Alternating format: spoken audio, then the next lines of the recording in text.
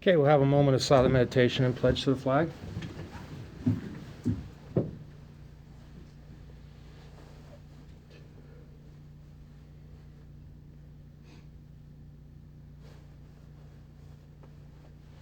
Thank you.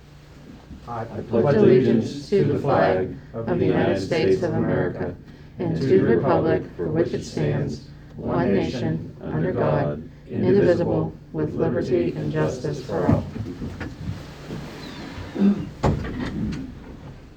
Call this meeting to the Monongalia County Commission to order. Let the record reflect that all three commissioners are present. Before we get started, I would like to suspend the rules. A motion to suspend the rules to discuss some few housekeeping items. Second. Okay, we have a first and second. All those in favor say aye. Aye. Okay. I did want to address the current county protocols for COVID-19. The commissioners had a call with all the county officials like we do all through COVID last Friday to kind of see where we're at in regards to the changes that would be coming through with the on the 20th with the state removing the mask mandate. And I assume, Jimmy, you can answer, are we out of emergency declaration? Is the emergency declaration still effective, or is that also ceased? I believe that is ceasing, yes. Okay, well. Are you talking about just in relation to the masks? No, just the actual overall emergency declaration that allows. As far as I know, that's still in place. Okay, all right. The only thing that he removed in his address on Sunday was the mask mandate. Was the mask mandate. And as I indicated, the commissioners, all the other constitutional officers, representative from the courts, tax office, the day report center. So just about all those entities we communicate regularly through this whole pandemic. And we went back and forth. We started the call with basically, let's keep things in place inside our buildings. And we talked about the pros and cons of that. And we ended the call basically pretty much in agreement that we would make a few changes, that we would put signs up on the door indicating that non-vaccinated individuals wear masks in county buildings. And we also allowed individual office holders to have the right to put similar signs in their offices, or more restrictive ones if they so choose. We were doubling down on, if any offices with the loosening of the mandates, with people taking masks off, whether they still needed plexiglass to ensure that our employees' comfort level was addressed. And also we still continue to address outbreaks as they occur, and then take measures for each of those outbreaks. So we still reserve the right to do all that, and we're continuing to monitor the numbers. My last report from the health department, we're down to 0.7 per 100,000. So that's the lowest we've been for a long time, and the numbers have consistently been dropping. So as a commission, our offices, we will basically run the same way. Individuals that are vaccinated are free to enter our office and conduct business without masks on. We only ask that people that aren't vaccinated or can't be vaccinated continue to wear the mask. So we as a commission are also going to do the same thing. I believe if we're vaccinated, we still are maintaining there's still a lot of safe practices that we should continue to follow. I mean, it's no accident that during COVID that there was absolutely no flu, because we were all taking these safe measures. So, wash your hands, continue to practice social distancing in regards to, you never know who you're coming in contact with. We ask people to please, respect everybody else's choices that they make one way or the other, whether they choose to wear masks or not. But we just wanted to, again, state that This is where we are with our policies. We're changing the signs on our door, basically saying if you're unvaccinated, please wear a mask. Otherwise, you're free to do as you chose, wear a mask or not. Did I capture that correctly? Correct. Tom or Jeff, you guys want to add anything? No. So again, that's generally our mandates, or not our mandates, haven't been mandates, our guidance regarding COVID protocols have been just communicated with offices, and offices, carry out their policy as they choose. And, that's all we'll be saying about that. So let's moving forward. First item on the agenda is when you haven't got to a consent agenda and you're 5 minutes in, it might be a long meeting. Consent approval with our county administrator, Renetta McClure. Renetta? Morning.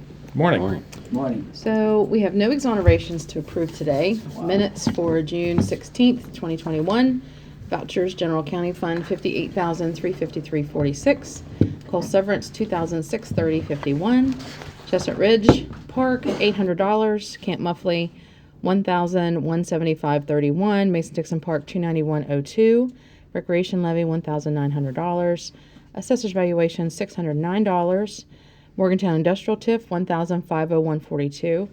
Purchasing Card Vouchers, General County Fund, $10,362.52. Home Confinement, $51.50. Camp Muffley, $49.60 for a voucher total of $77,724.34. Let's see here. Position vacancies for boards and authorities are listed on our county website. And fiduciary orders for June 23rd, 2021. On the consent and approval, there's budget revisions listed, but we don't have any budget revisions, Okay. so we'll delete those. Move for approval. Second. All those in favor say aye. Aye. Okay. Any separate fiduciary orders? No, sir. Okay, thank you. Introduction, new employees, personnel changes. Well, you gonna come up? I'm excited. I can be the first person to see the podium without a mask on. Yes, that's exactly right. Obviously, you all know JR. He's been with us for 5+ years. And we would like to welcome him as your new Director of Parks for a yearly salary of $50,000. Move for approval. Second. Any discussion? Well, I'd like to say that this is a very, we had all good candidates. This is a very, very competitive position. And I'm very happy with the breadth of candidates that we received from across the country, really. And it's heartwarming to know that, for one, we found the perfect person right here in Mon County, already working in our park system. And I, for one, it's the park that I'm associated with, so I'm very, very pleased that JR was interested in this position, and he's agreed to take it. I think that what JR has shown us with Mason-Dixon Historical Park, he's going to now help do across the country. I mean, across the county. Across the county. We're not ready. We're not ready to let go of you yet. Description. But again, I'm very, very excited. I'm sure Renetta's very, very excited because she generally handles the calls from the 3 superintendents.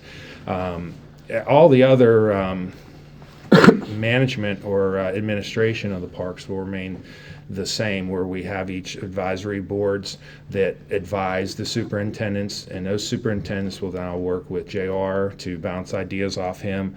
JR will be working with them to institute best practices, consistent policies. For one, he'll make sure that those advisory boards are functioning the way this commission has deemed them to function, and then report back to us on a regular basis. Report back to Renetta on a recurring basis, and keep us apprised and move our park system forward, like he's moved his own park forward. So. Thank you very much, JR. Would you like to say anything?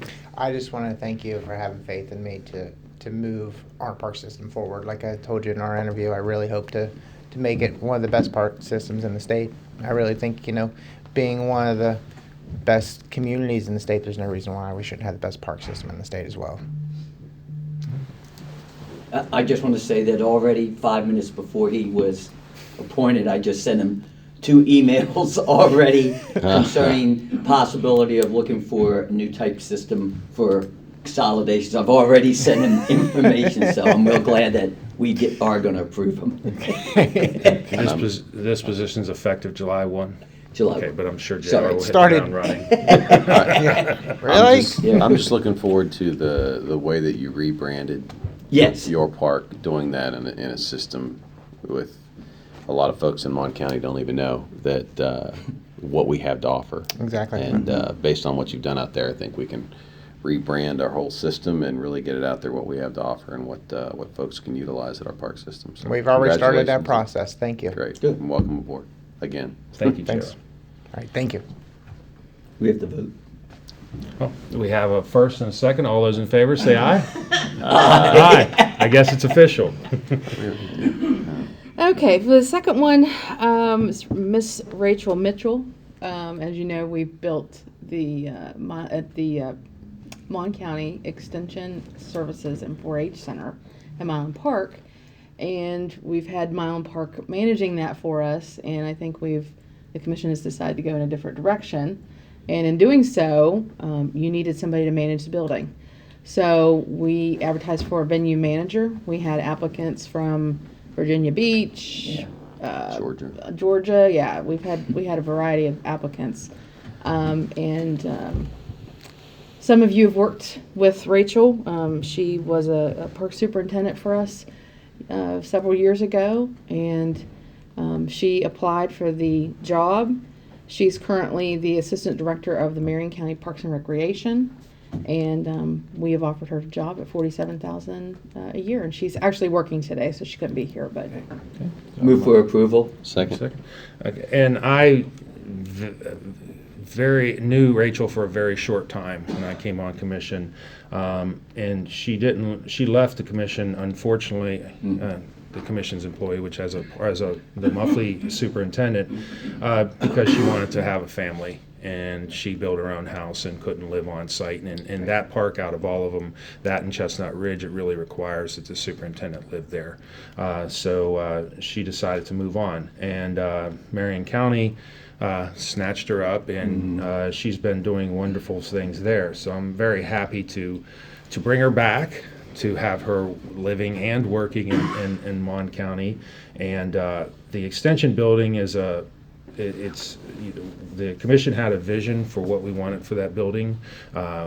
It's to serve a niche, to have agro-tourism type events there, in addition to regular events. But for the most part, we wanted to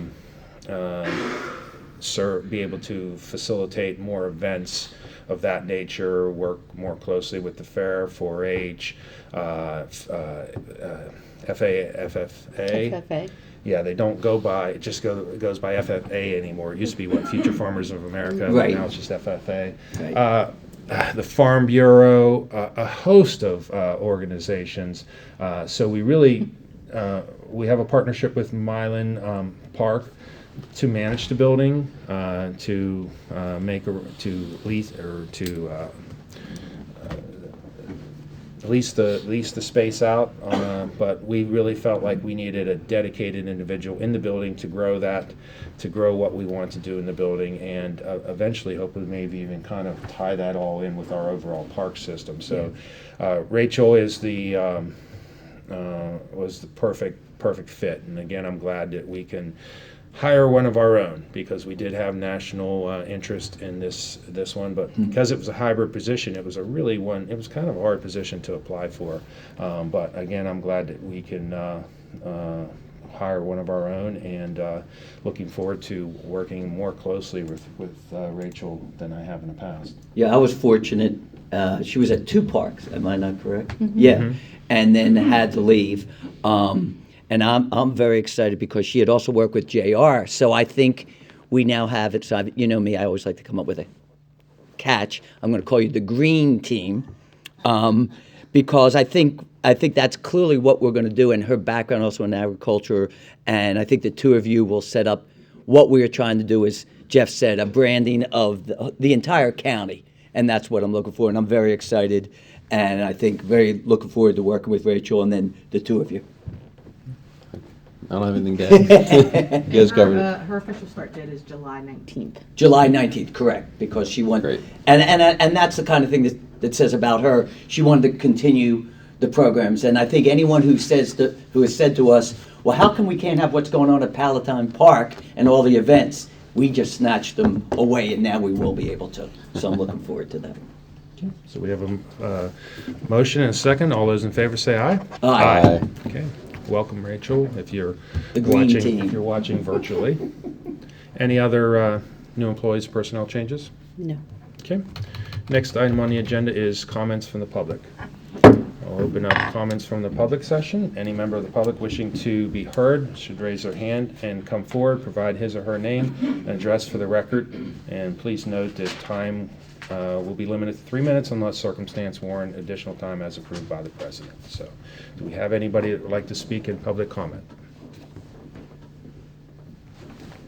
Sure. You raise your hand first. Come on.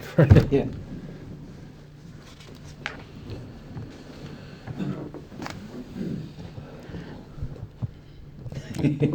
The pressure is on. Pressure.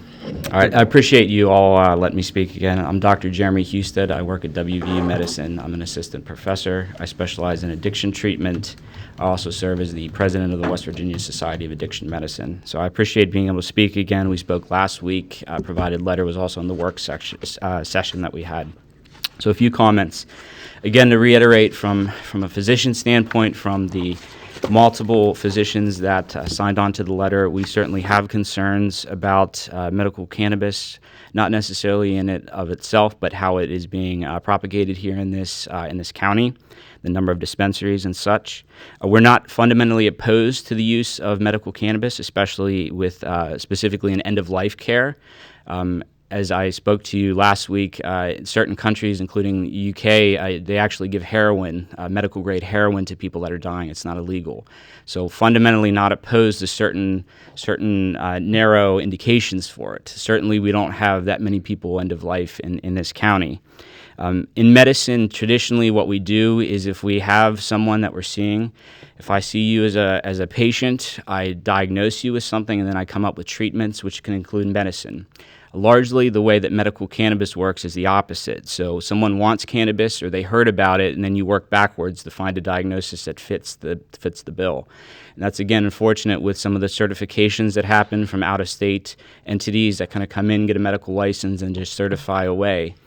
For us, the way we look at this is if we're going to use it medically for certain narrow indications such as end-of-life or chronic intractable pain, you want to let it be monitored medically, and the people that are set up to do that is the county health department. We would not allow a pharmacy in this county or any place in the United States to operate without a pharmacist. Why should we allow or cannabis dispensaries here to operate without any kind of oversight at all or anybody on site? As a health department, they are really here to keep us safe. They certainly helped navigate us through this difficult time. Again, the idea that we can all stand here and not wear masks is nothing short of a miracle compared to where we were a year ago. So I would just reiterate our support for the county health department and their position with this.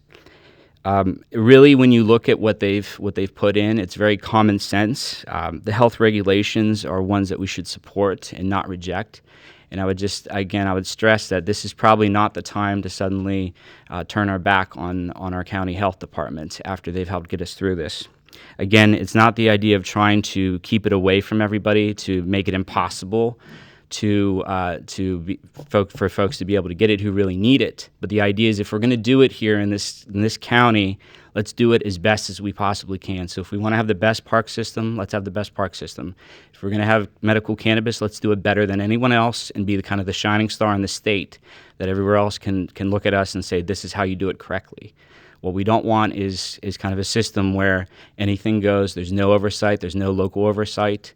We just have to wait for one of the three people at the bureau down in Charleston to come up and check on them. But I would just strongly encourage you to give careful consideration to what the public health department is saying, the spirit for which it is given. It's certainly been investigated, and I appreciate your time today. Thank you. Thank you, Dr. Huster. Thank you. Sir? Hello, everyone. My name is Chris Yeager. And I wrote a formal response yesterday, and I'm going to just kind of make my way through that response, but I'm receptive to questions and comments as well. As a West Virginia resident and as the owner of a business located in Monongalia County, I appreciate the intent behind these proposed regulations to preserve, protect, and promote the health and safety of those who live and work in the community. Also, as an experienced professional within the cannabis industry, I had an extensive opportunity to observe successful markets and operations, as well as recognize some weakness and challenges faced by these organizations to comply with some of the overly prohibited measures already adequately provided for the Medical Cannabis Act at a state level. Of the specific concerns are the following or proposals: the requirement of 2 security guards present, whether the medical cannabis organization is open or not. The measure is not only extremely cost prohibitive to maintain, but is excessively and unnecessary in addition to the already stringent security measures and features outlined in the Act and proposed in these regulations. With the existing surveillance, physical reinforcements, and alarm capabilities implemented, these organizations are more than equipped to alert the properly trained authorities more appropriately suited for response to crimes of the scope and magnitude implied within minimal risk to civilian life and safety. Some of the physical reinforcements required are overkill and overly cost prohibitive, taken in totality with all security and compliant measures set forth by the state. The UL Class M vault, for example, with additional concrete reinforcements brings exponentially more cost than some more than adequate alternatives for safe vault storage of cash and product.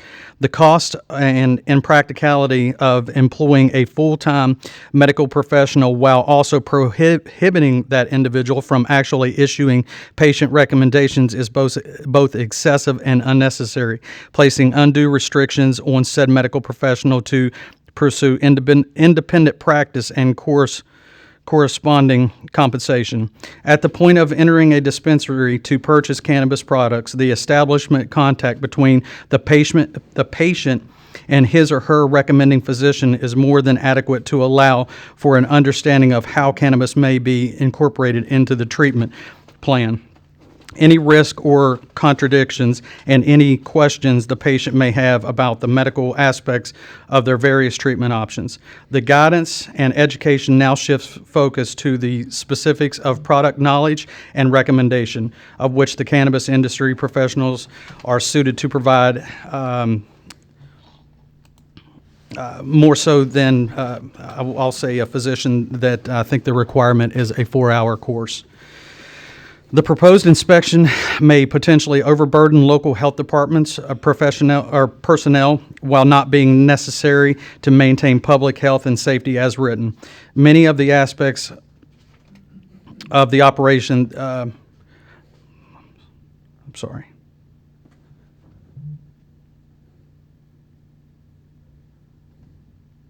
Many of the aspects of the operation these inspections would cover are already spelled out in the Medical Cannabis Act and must already be in place prior to licensing at the state level.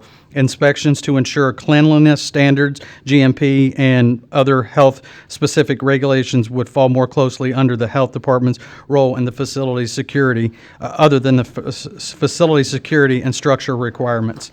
In regards to dedicated handicap spaces, many businesses may have a viable option to comply with this due to the nature of availability in many municipalities. While I understand the importance of accessibility and fully support all reasonable measures and accommodations, I do believe one space meeting the ADAAG requirements and adequate lift-equipped van accessibility will suffice.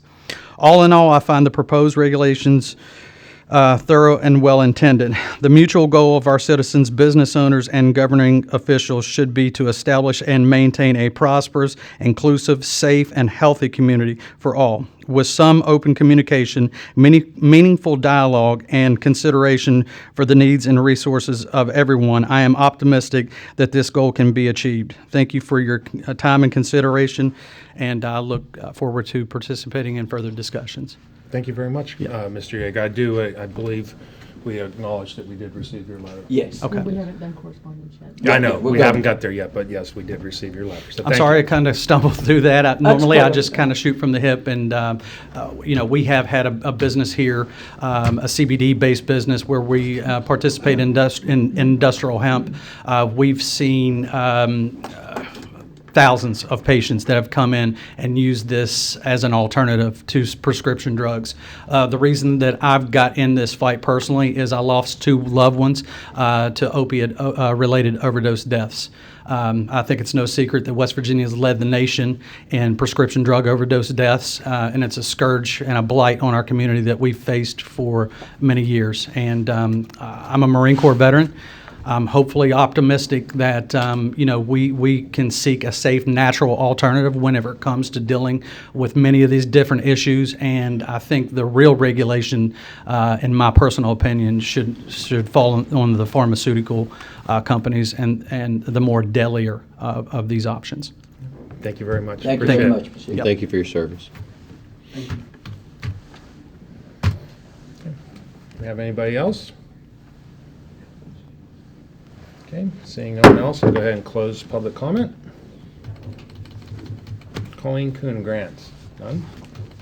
Okay, correspondence.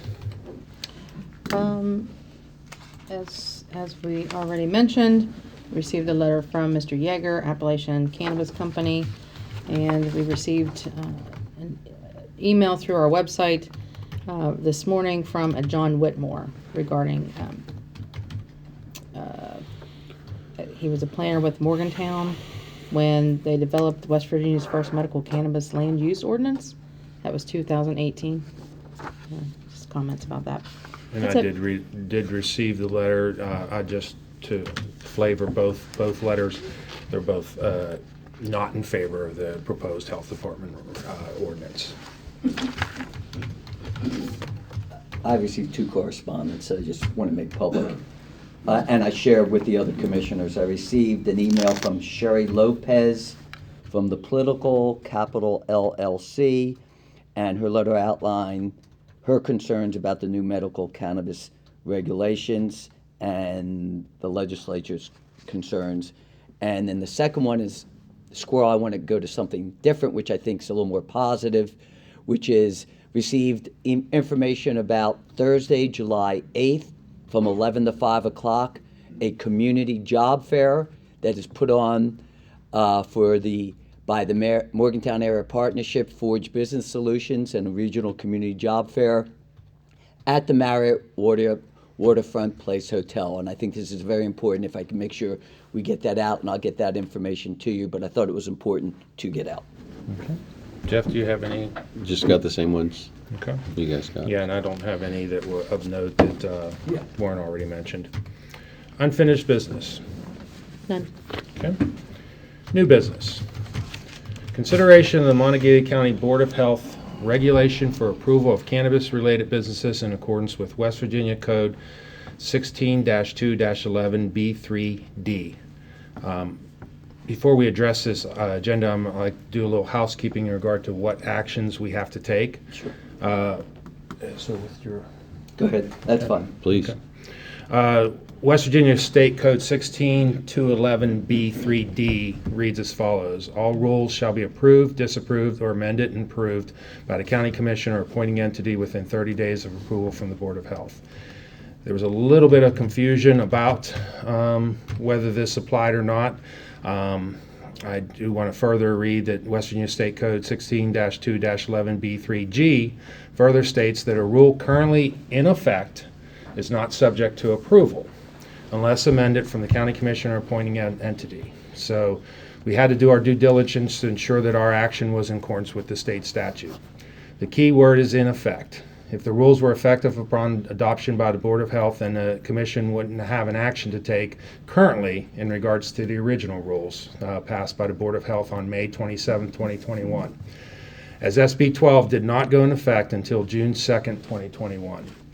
But Article 1, Section C of those Health Department regs state that section entitled Effective Date, and it's on page 3, clearly states that this regulation shall become effective 30 days after the date on which the Monongalia County Board of Health adopts it. Therefore, the Commission has a duty under West Virginia State Code 16211B3D to address the original Board of Health adopted regulations and either approve, disapprove, or amend and approve within 30 days of approval from the local Board of Health. There's no disagreement on this between all parties, so I just wanted to clarify that first legal issue. So, do we have a motion? Yes, I do. And I want to preface it that I want it very clear that the other commissioners, we have not talked after last week. They did not know what I'm about to do, and I'm going to hand to you my motion so you can read it at the same time. The one thing we did do, let me give you this, make it easy. One thing we did agree on was that individually we would be able to talk with our attorney down in Charleston, and that's what I did. I do not know what the others have done, so let me start. This, if approved, is one of two motions that I'm going to request. Pursuant to West Virginia Code Section 16-2-11B3D, as amended by Senate Bill 12, effective June 2nd, 2021, I move that the rules adopted by the Mon County Board of Health on May 27, 2021, titled Regulation for Approval of Cannabis-Related Business, be disapproved by the Commission because of the MCBH is without statutory authority to adopt the proposed rules and/or the proposed rules are inconsistent with the laws of the state of West Virginia and existing rules of the West Virginia Department of Health and Human Services. Second, with discussion. Okay. Could I just, very quickly, and I don't have much to say. Go So we ahead. have a first and a second. Oh, sorry. And the Commissioner presenting the motion, would you like to say anything? Yes, basically, I want it very clear that the three county commissioners were adamantly opposed to Senate Bill 12. We even wrote to the different places. However, it is now in place, so we must follow the rule. And you've heard my other comments. This is a complicated issue, medical marijuana, but this issue to me is very clear. And what I basically am saying is the proposed rules are beyond the lawful power and authority of the Mon County Board of Health to adopt or enforce, and that's why this commission must disapprove the proposed rules. And that's all I have to say. Okay. The Commissioner seconding the motion, would you like to weigh in? Yes. I've been on the commission almost 6 months now, and the one thing I can consistently state that I've determined is this is a very deliberate body. We don't react quickly to things. We do our due diligence.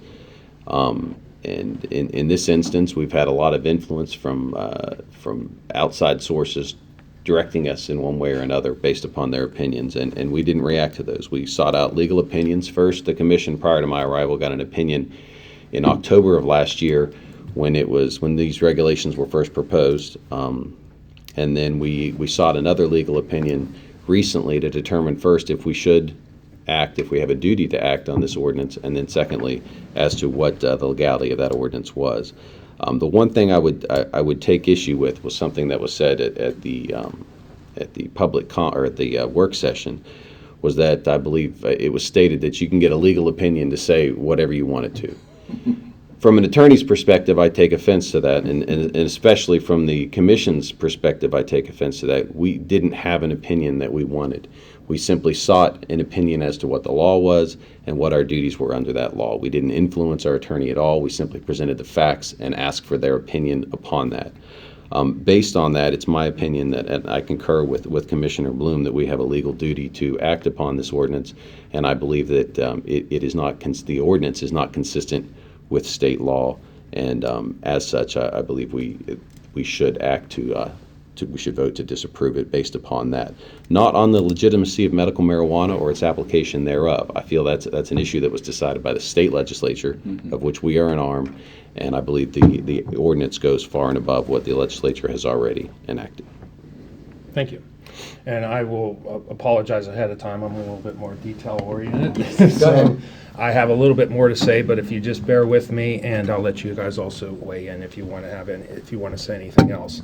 I do want to thank everybody that's weighed in on this issue from both sides. From both of our legal counsels, J.R. Snow and his fellow associates at Lewis Glasser, and more recently Paul Ellis of counsel with Forbes Law Office. The Board of Health Counsel and all the other legal counsel and entities that provided unsolicited comments. In addition, I want to thank the dispensary owners that also weighed in, and all the medical professionals that provided insight. All of your input was thorough and well-reasoned. It provided lots of pros and cons for us to consider. In addition, it is very insightful to hear directly from the Board of Health and the individuals that addressed us directly over the past year.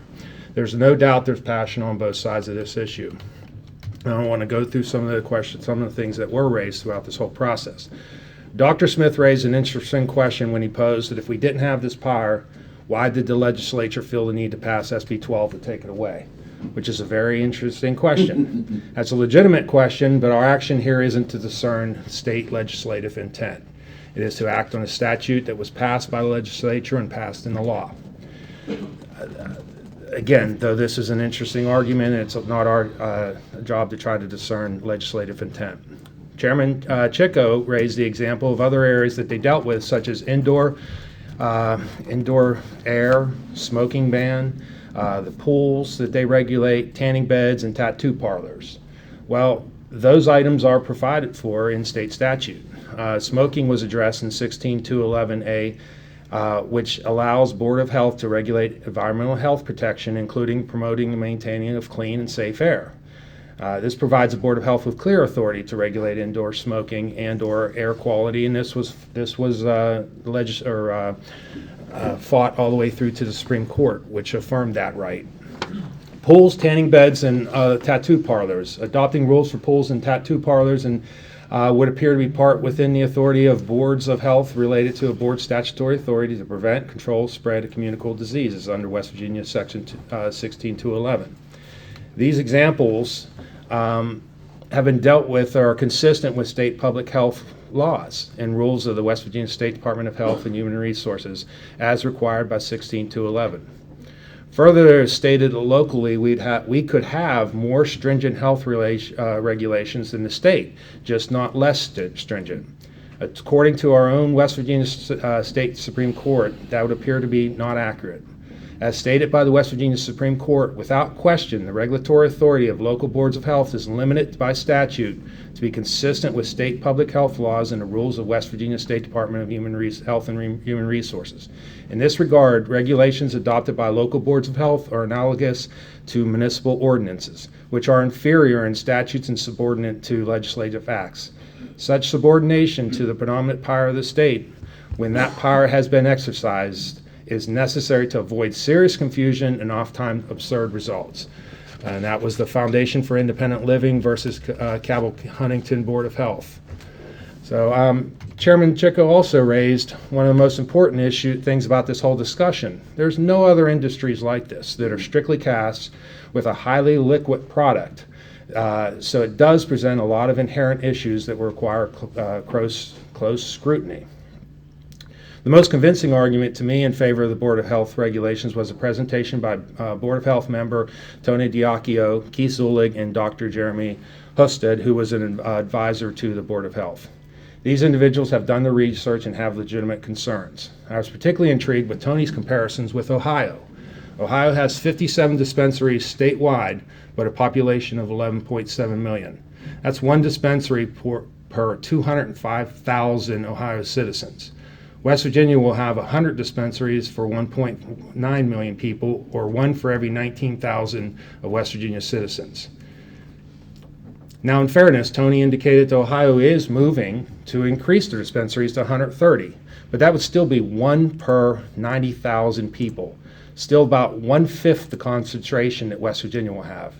Here in Mon County, we'll have 14 of these dispensaries. It'll be one per every 7,500 citizens, which is over twice the state concentration. So to put another way, Mon County will have 2,736% higher concentration of dispensaries per capita than current Ohio, and 1,200,000% higher concentration than Ohio when they more than double their number of dispensaries.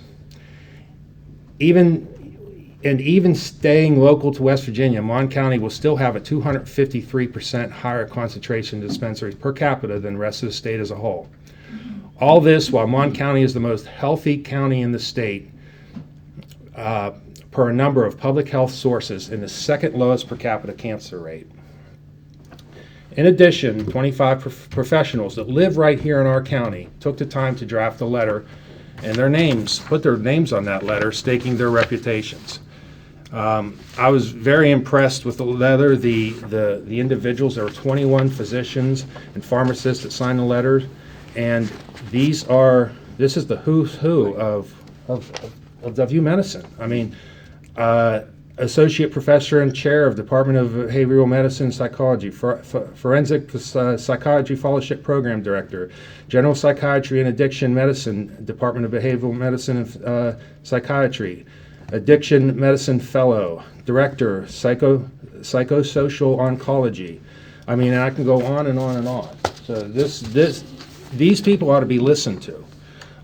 So they've all raised some legitimate concerns. Over the past year, we've been told, follow the science. That's been a very particular and to me kind of annoying phrase. So we shouldn't take lightly what these individuals have raised. But getting back to the subject at hand, this commission needs to approve, reject, or amend and approve these regulations. And I see that the regulations do have two fatal flaws that require me to vote to reject them. Several of the proposed cannabis rules go beyond the statutory authority of the Board of Health, and they also conflict with existing state rules and laws already in place that regulate the same activities which the Board of Health is attempting to regulate locally. I too have stated concerns about these numbers. None of us expect to receive 14 of these dispensaries in this county. If we had taken steps back when the application stage to address our concerns, we could have done something there, but we couldn't. Hindsight's 2020. We didn't know that we were going to have this many in this county. In addition, I wish the state would have pumped the brakes on this whole process because we were going through a pandemic, which our health department led the state in regards to addressing. So in the end, concerns that we have can't dictate that we ignore our oaths of office and ignore state statute. So we'll have to pursue other means to address these concerns. So do you guys have anything else to add? Just that, as we've discussed before, we look forward to working with the Board of Health in addressing some of these concerns in a manner that's consistent with state law. I think that was spoken after the work session or during it, that we have an interest in hearing from them going forward, and certainly respect and appreciate all the input. The original study that we did, legal study, was done on behalf of the health department, so we can help them in regards to how they wanted to do this. So that's been our intent all along, and we certainly are willing to work with any of the entities. We had a number of the entities from dispensaries come up and say, we want to work with you to make sure that these are as Dr. Husted said, we deserve the best. We deserve the best in the state, and we want these to operate as the best in the state. So, Tom, do you have anything? Not at this time.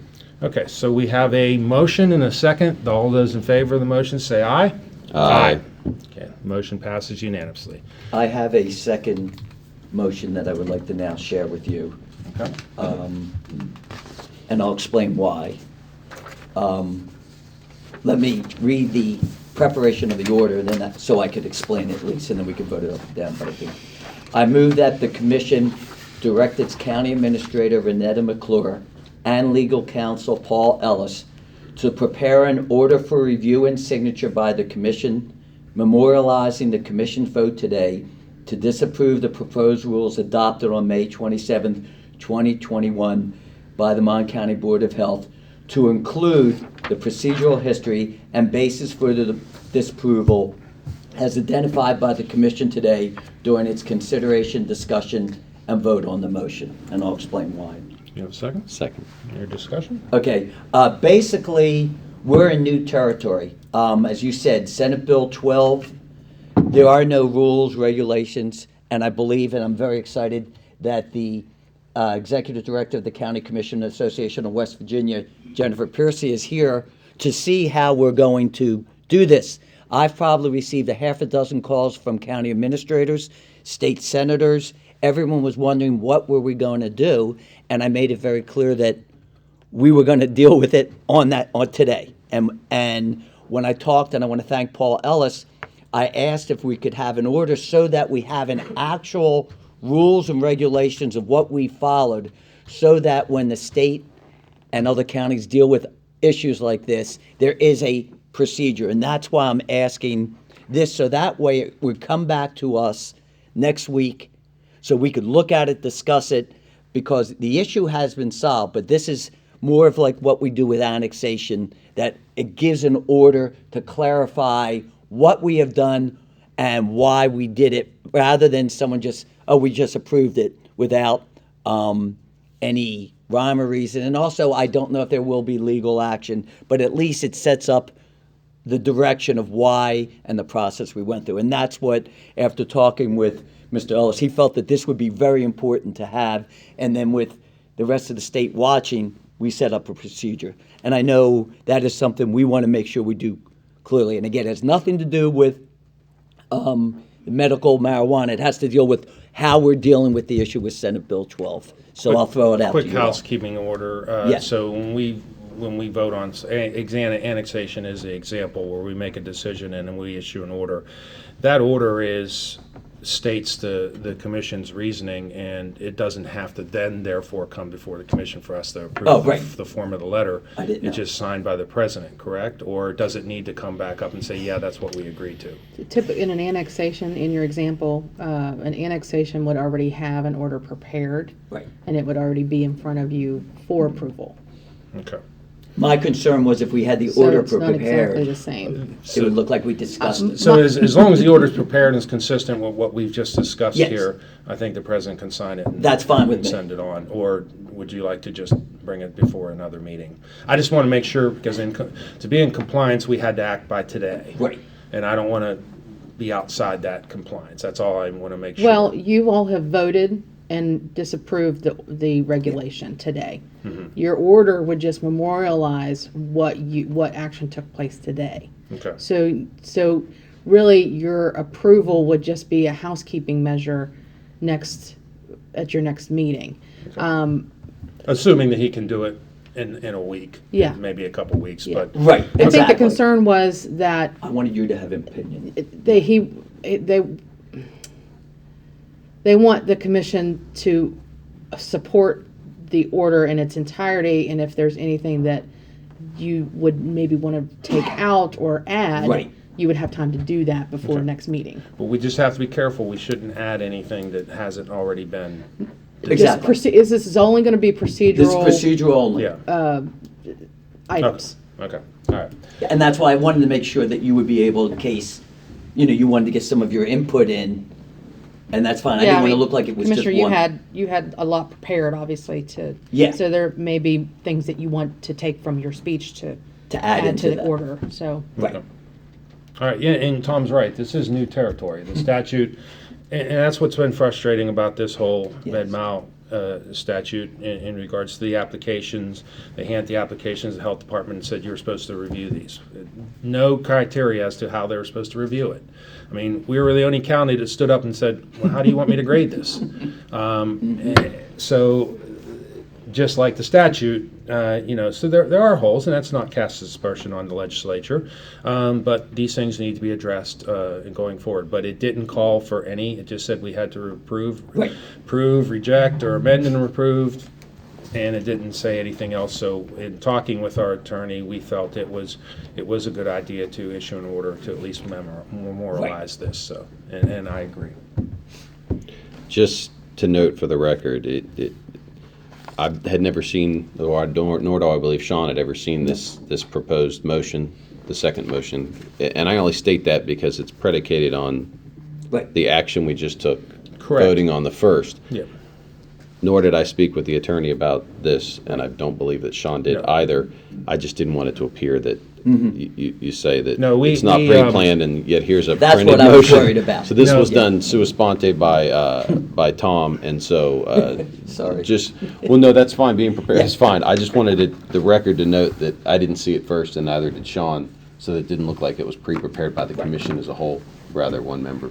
That's all. After our meeting last Thursday, we had our counsel was on the call. Right. And we had a follow-up conversation with him, and we said, well, we're going to go do our due diligence, and if Tom had any questions, or if Jeff had any questions, or if I had any questions, we would individually, independent of the others, reach out to him. I provided his information to everybody, and that's what you could or could not have done. I reached out to him for a clarification on a couple things that he had already addressed, but I just wanted to make sure I understood. And I want to say I was very nervous about proposing the second one because, one, we have an attorney, and then we have Sean, who really is particular on the specific words, which is, I think, what makes us as a county really strong. So it wasn't something that was just done lightly. And I do again want to thank Paul Ellis because he put my bizarre concepts into actual real words. Thank you. So we have a motion and a second. All those in favor say aye. Aye. Okay. Next item on the agenda is consideration to approve funding request by Morgantown Utility Board for Household Hazardous Waste Collection Day being held on August 7th. That's okay. It is. Do moved. Second? Second. Okay, we have a second. And any conversation? Any discussion? This is, the amount requested is $5,000. And this is a very worthwhile event. So we have a first and a second. All those in favor say aye. Aye. Okay. That moved quickly. To consideration the application for after-hour key card access to Monongalia County Courthouse, County Clerk's Office by Misty Bartlett, a paralegal for Steptoe & Johnson, PLLC. Do I have a motion? Move for approval. Second, just a quick note, I've worked peripherally with Misty and the attorneys at Steptoe for years in real estate matters, and I have the utmost confidence that she'll act in accordance with our regulations. Yeah, and this is a normal process. We have a motion and a second. All those in favor say aye. Aye. Okay, motion passes. To consider the approval of the advertisement of after-hour housekeeping positions to be employed by the Monongalia County Commission. Do I have a motion? So moved. Second. Any discussion? These particular positions, the county is exploring bringing on staff to perform cleaning. That service we currently contract out. So we're posting those positions to see if to continue considering just bringing on those positions on as county employees. So we have a motion and a second. All those in favor say aye. Aye. Any other new business? That's enough? That's enough. Okay, reports from elected officials and/or department supervisors. Anybody would like to speak? Jimmy Smith, our MECA 911 director. Thank you for coming up and Good morning, Commissioners. Just a couple quick updates. The first update is the tower site out in the Blanksville area. We've experienced one delay, and that initial delay was the building that goes on site. Those buildings are made in Louisiana, and due to the COVID and then the February freeze in Texas and Louisiana, it put that building behind getting here. We're informed last night of a second delay, and that delay is the upper bars for the tower site. For the actual tower, most of the tower is on site down in Kentucky right now and ready to ship, but they are having trouble getting the upper arms for that tower. And they said it's a manufacturer due to COVID, everything being pushed back. They are working to try to get those and locate some of those arms. But it does look like we are going to experience another delay to probably push us back. Best guess that we were given is probably August at this point now. So we continue to see delays, and the delays is like we're seeing in a lot of things throughout the country. Supply and demand, the country's ramping back up. a lot of demand for a lot of things. Supplies were behind because of the COVID, and a lot of the manufacturer areas were shut down due to the virus. So I just wanted to make you aware that is where we're at with that. I know a lot of the individuals out in the western end continue to call a lot of our representatives due to the cellular networks that were on that tower. So for those folks, please be patient. We're working as hard as we can to get that tower back up and operational. And word of caution regarding that is, if the tower were constructed tomorrow, those individuals' cellular needs would not be addressed. That is correct. We still have not been confirmed with U.S. Cellular that they are going back onto our tower.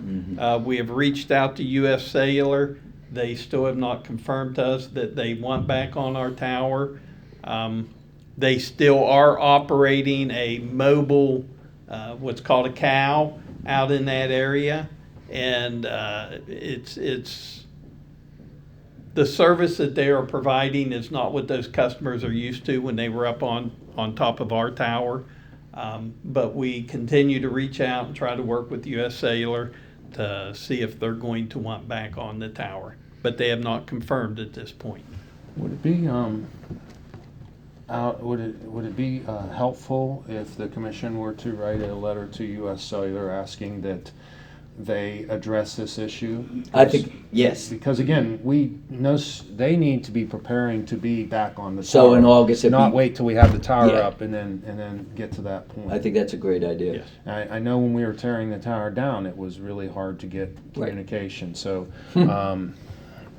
is that a motion? Yeah, yeah, I so move that the president writes a letter to U.S. Cellular to discuss the issues. That the commission writes a letter, or Well- that the president, Yeah. the president Well, the signs. commission writes, And- president signs it. Renetta writes it. Do I have a second? Okay. Okay, all those in favor say aye. Aye. And I would ask that the customers in that area again. Call. Delegate Yeah. Statler has been they're calling him. He has been calling us. Yes. But call U.S. Cellular and complain to them too, to let them know, or let's not complain's a bad word, but bring their attention to the need to address this sooner rather than later. So appreciate that. Any update on the storms? Over the last week, we've had several very hard rainstorms.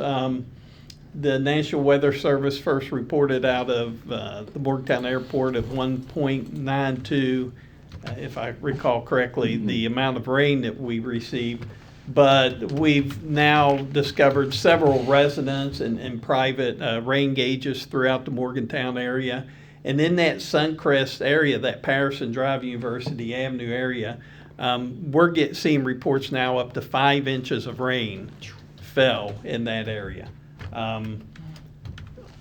Luckily, our damage was, for having that amount of rain, our damage was not very extensive in that area. It looks like the city of Morgantown is going to have a road repair that needs to be done along University Avenue right at the intersection of University. We had multiple reports of water in individual homes in their basements. We've had over 30 reports of trees coming down over the last couple storms in Mon County, and we've actually had 2 trees in the homes. We have not had any serious injuries due to these, but we have been affected greatly by the storms. Those individuals that need to report, we do ask that they contact MECA and that they contact our non-emergency number for that. But as of right now, our damage assessments have been done. They've been sent down to Charleston. Of course, with FEMA to get a declaration, for the state, it's almost $3 million. It's 2.8 some million dollars declaration. For Monongalia County, on the PA side, we're looking at $375,000. Right now, we know of probably $50,000 in road damage that we can report. We have had some areas out in the Aaron Creeks road area that we've had staff out looking at. It appears that that creek, due to some blockage from some of the runoff, may have diverted that creek.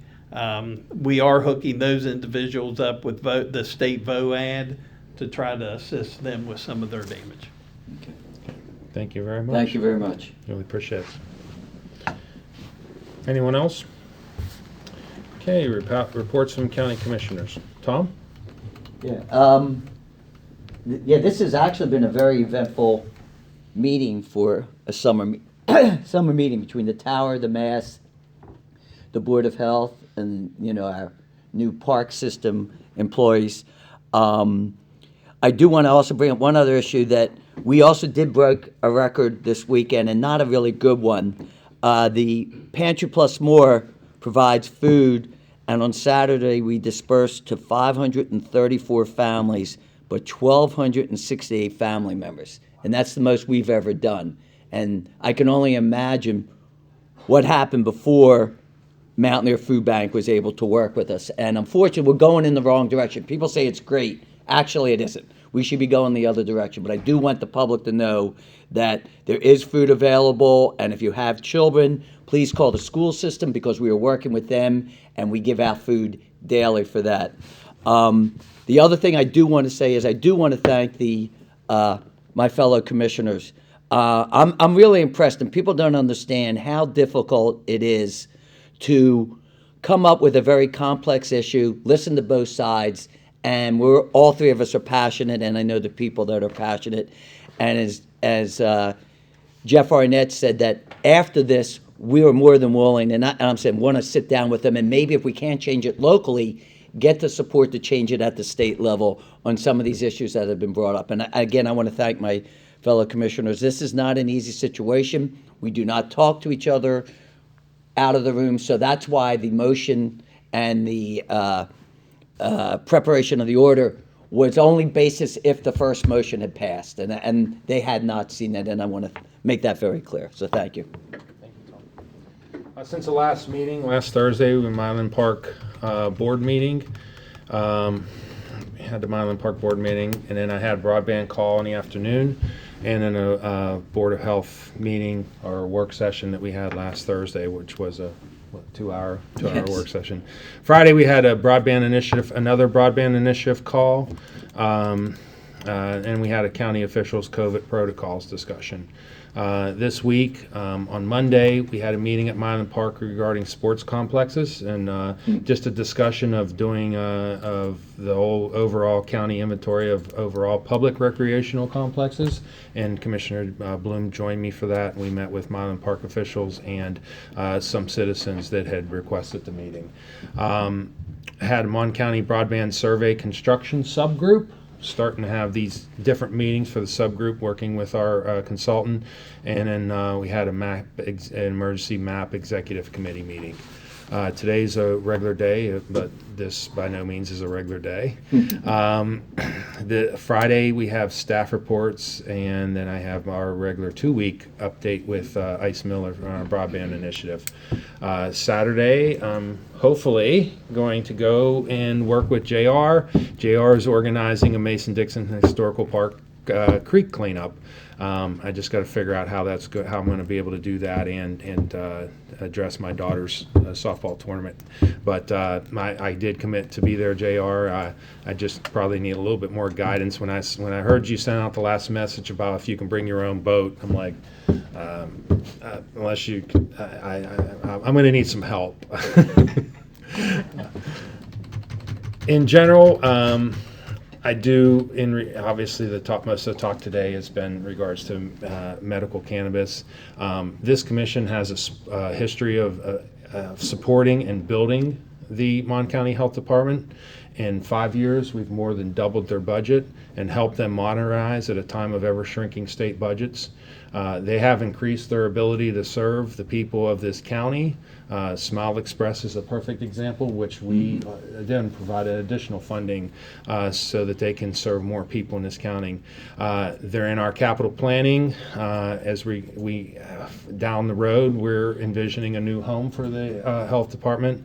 And it's not lost on me that the health department's drive towards modernizing and expanding under Dr. Smith and Chairman Chico's leadership has prevented thousands, at least thousands of more of our citizens from contracting the the COVID-19 virus during this pandemic, and have saved hundreds of lives. So I appreciate the support that this commission has provided to the health department, and I appreciate their efforts.